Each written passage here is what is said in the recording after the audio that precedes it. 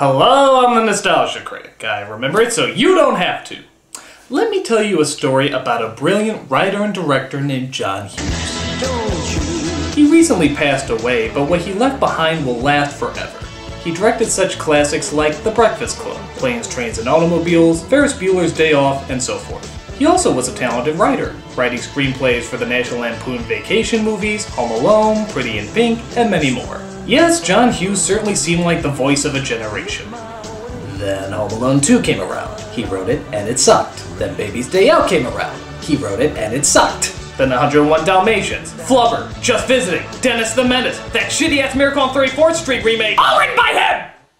What happened? He was like the voice, and then he got lost to the slapstick-inspired shit. Or slap shit, as I like to call it. But none of them are as bad as the crowning achievement of horror that is simply known as Home Alone 3. This is a film where even if you saw the previews, you felt dirty. How could such a great writer stoop to such an insulting, demeaning, and absolutely unentertaining low? Well, let's see if we can figure it out. This is Home Alone 3. So the movie starts with the typical Home Alone music, followed by the typical Home Alone credits, taking place in the typical Home Alone setting. Hong Kong! Literally, the first minute completely misses the idea of the franchise. $10 million for the missile chip. Sounds like your clients want to build a missile that can't be detected by radar. Whoever possesses this chip could dominate the entire region. What is this, Die Hard 5? What does this have to do with Home Alone? That's what you asked for. Air Force NSB 100 C Series. Where's my money? Seriously, how do we go from a kid being left at a house to weapons espionage? That's a pretty big fucking leap! Here, hide it in the toy car. We'll slip it right past airport security. Oh great, you know, it's because of bungholes like you that we have to take our shoes off at the checkpoint.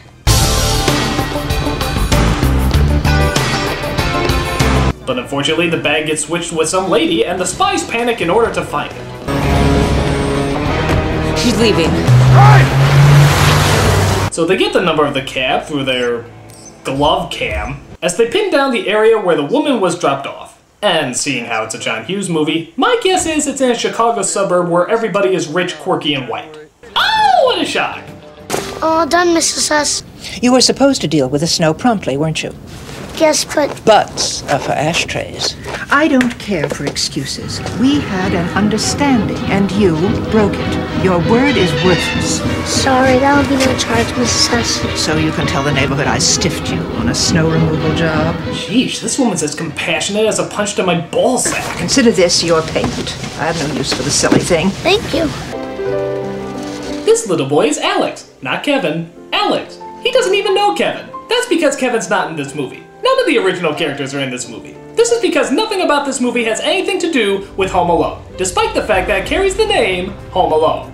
So, why does it carry the name Home Alone? Because it's a goddamn horrible movie! So it turns out Alex has the chicken pox, which means he has to stay home from school. Hey look, Scarlett Johansson's his sister. I already made a Lost in Translation joke in North, so let's move on. As Alex stays at home, he starts looking through a telescope at Mrs. Hess's house with his pet rat Doris. Look, Doris.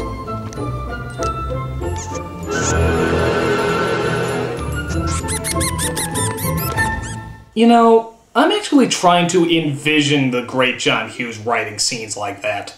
And then the mouse looks through the telescope and sees a cat. It's just a cat on the TV screen, but nevertheless, he gets scared. John Hughes, you've done it again. Where's my whiskey? So the spies rent a house on the street, as they know the old woman lives on the road, but they don't know which house. And wouldn't you know it, both parents have to leave the house, as the father always goes on business trips, and the mother has to make a last-minute presentation at her job. I'll be gone an hour at the very most. I called Mrs. Hess and told her you'll be alone. She said if anything comes up, she'll be right over. Well, wait a minute, why doesn't she just have Mrs. Hess watch him? Your kid is sick and all alone. Who cares if she's a bitch? She's still a babysitter, you whore. Alright, well, despite that obvious leap in stupidity, Alex continues to look through his telescope.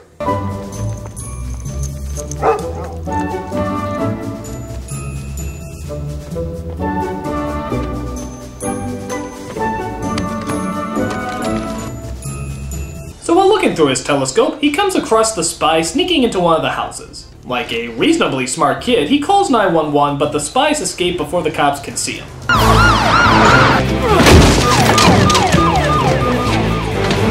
Freeze! Nah, that's too dark, that's too dark. That was the old John Hughes. This is the new quirky, lighthearted John Hughes. Let's see. Oh, I know! The dog actually freezes in place. Delightful. Where's my Epson? So both the mother and the cops think Alex made up what he saw and don't look into it any further. But wouldn't you know it, the spies break into another house the next day. Well, that's okay though, because we know that the parents stayed home this time. Oh, you gotta be kidding me. They left again? What kind of parents are these? Do they leave their fucking medicine in the toy chest as well? Abort. So once again, he calls the cops, the spies get away, and nobody believes him. I saw a burglar yesterday and I saw a burglar today. There was no one in that house. But there was some thing on the wing. So he figures it's time to take matters into his own hands. First the Steffens, then Mrs. Hess. I agree, Doris. The next stop is the Alcott's house. What kind of a burglar goes into a house and doesn't take anything? Do you know what I think? I think they're looking for something special. And they're looking in everybody's house because they don't know who has it. Yes, it appears we'll need more than elementary in this matter. Doris, fetch me my violin!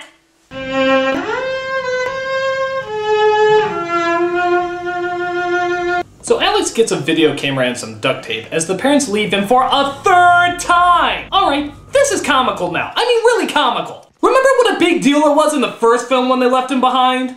How could we do this? We forgot him. Just horrible. What kind of mother am I? And now it's just like, Have fun while I'm gone, son! Be sure to stay away from the rat poison I keep under your pillow! So with a camera, duct tape, and a few wires, Alex manages to get his own wireless security network. The 5-year-old now has a portable wireless security network. The realism in this movie just fucking astounds me. So he sneaks his camera into the next house that the spies are looking through. Yeah, thank God none of the houses have babies, toddlers, or stay-at-home parents. Sort of lucked out on that front. But one of the spies finds the car as Alex tries to think of a plan to distract them. Bring, bring! Hello, this is Karen. Hi, how's it going? I think boat chips are overvalued. And then he trains the parrot. He trains the parrot to record a fake message on the answering machine.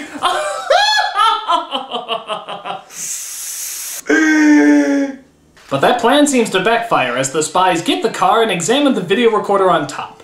It's a video camera. Someone's on to us. Wait, now just hear me out. What if it's a 5-year-old boy who wired a security system in his own house? Oh, come on, that's something John Hughes would come up with if he was on Quaaludes. Did I really just write that? Where's the Quaaludes? So even though they get the tape, Alex drives the car away with the chip inside. They partake in a little chase, we have ourselves a little slapstick, yuck. As Alex discovers the chip inside the car. Again, to his credit, he reports it to a member of the military, and even though they don't believe him, he gives them the number on the chip. But the bad guys find out where Alex lives as, now prepare yourself, the parents leave again! I don't even care anymore. If you want your kid to be milk carton of the week, that's your problem. Hello? This time, however, they do ask Mrs. Hess to watch him, but only after they left. Which is still pretty damn stupid, especially considering how the bad guys find her and tape her to a chair. Parents of the year or morons? Morons. So of course it's up to our friggin' boy genius to save the day. First he tries to trick the woman by controlling the dog with a dog whistle.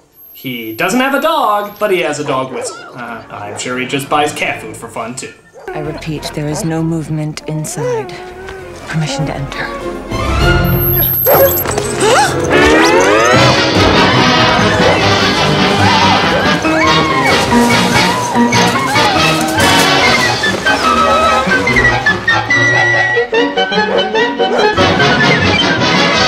The other spy guys tried to get through the back, but of course he has traps for them too.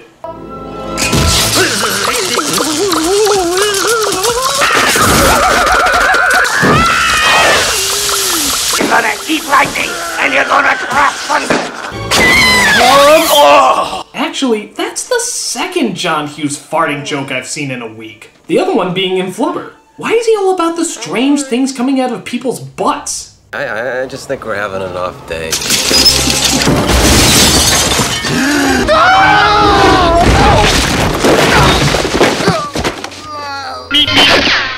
Hunger? Oh no! It's not like I can just walk away from the water. That would coincide with my phobia of not walking away from the water. Oh damn my extremely odd and unbelievably rare neuroses. So yeah, we get the traps just like in the other two movies, but these traps are like really friggin' precise. Like he has to know exactly what spot they're gonna be on and not be a centimeter off. Gotcha! And look at this, he cuts holes in the house. How the hell did he do that? Did he call Ace Hardware to set these up? Ouch. Watch this scene. It's not even funny. It's like something out of a horror movie.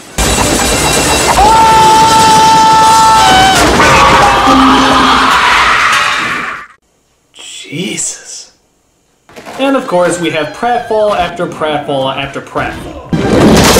Just turn the crank and snap the plank and shoot the marble right down the chute. Now watch it roll and hit the pole and knock the ball in the rubber duck tub, which hits the man into the pan. The trap is set. Here comes the net. Ouch! Nice trap. I guarantee it's the craziest trap you'll ever see. Believe it or not, the mother actually calls in the middle of all this, and Alex says that everything is fine. Honey, you're all out of breath. Is something wrong? No, everything's fine. Oh yeah, just fighting for terrorists and fleeing for my life. But don't worry, you have deadlines to meet. But it turns out the number on the chip got to higher authorities as they pull Alex's mother and his siblings aside for questioning. It's Alex. It's my other son. Why, what's happened? He may be in danger. Maybe I shouldn't have left him alone 18 times. He's not here. He's at home. Let's move. Why is he in danger? We think he intercepted a top-secret electronic device stolen from a Defense Department contractor by a group of international criminals working for a North Korean terrorist organization.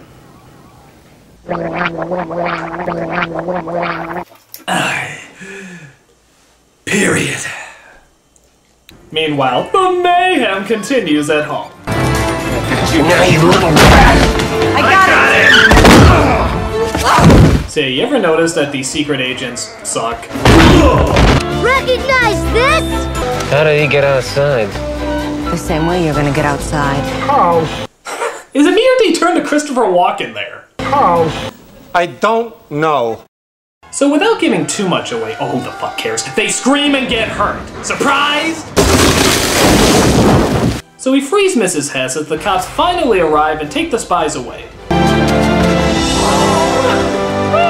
Oh, Alex. I'm so sorry. Oh, for what? Every possible thing a parent can do wrong? 7 years I've been after this guy. He always manages to slip away. And now a 5-year-old catches him. This is the worst day of my life. Thanks.